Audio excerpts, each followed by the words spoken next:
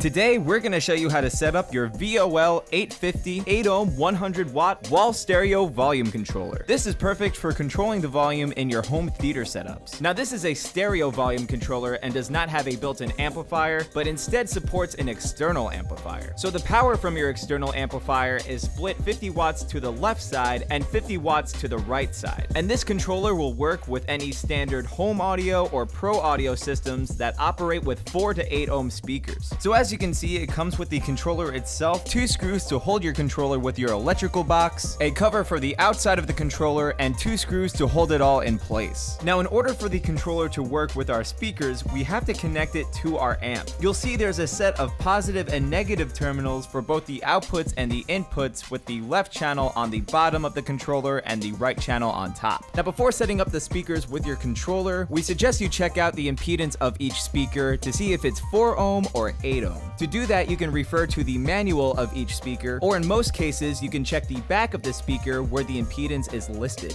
Once we've done that, we can carefully place the controller inside of our wall. Then we can use the 2 included long screws to hold our controller inside of the electrical box, place the included cover over the controller, and screw it on using the included screws. So now let me show you guys how to set up your controller with your amp and your speakers. As you can see, I already have the cables connected from the outputs out of our amp that we're going to put into the inputs of the controller. So we'll start with the wires coming out of the left channel out of our amp. We'll take the positive and negative wires and plug them into the positive and negative input terminals on the left channel of our controller. And then we're going to do the same exact thing with the wires coming out of the right channel of our amp into the right positive and negative input terminals on our controller. Now, when you're done with those connections, you can take a screwdriver and tighten up these screws on the terminals to lock the wires in place. So next we can connect our speakers into the outputs of the controller. Again, I have some wires connected to the speakers already, so I'm going to want to grab the ends of the wires coming from our left speaker and plug them into the positive and negative output terminals on the left channel of our controller.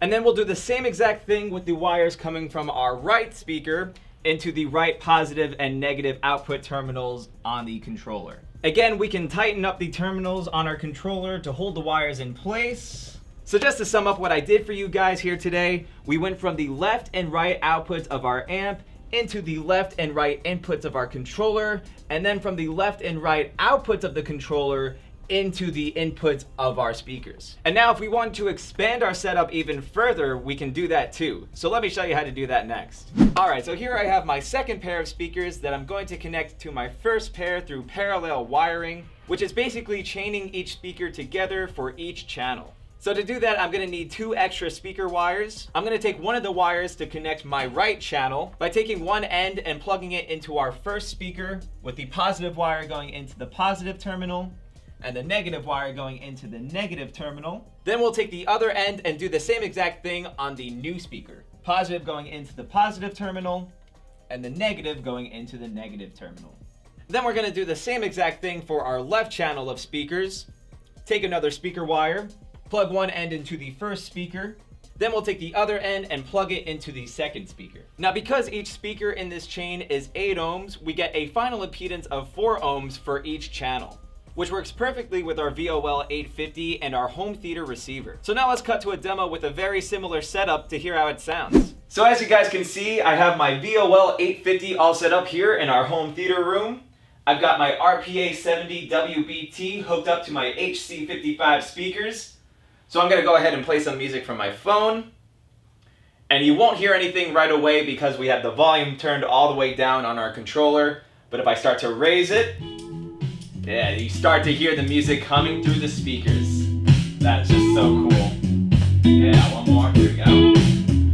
It's a perfect addition for your home theater room. Adds a bunch of convenience to raising the volume. Super cool. We're hardly ever here. Turn it down.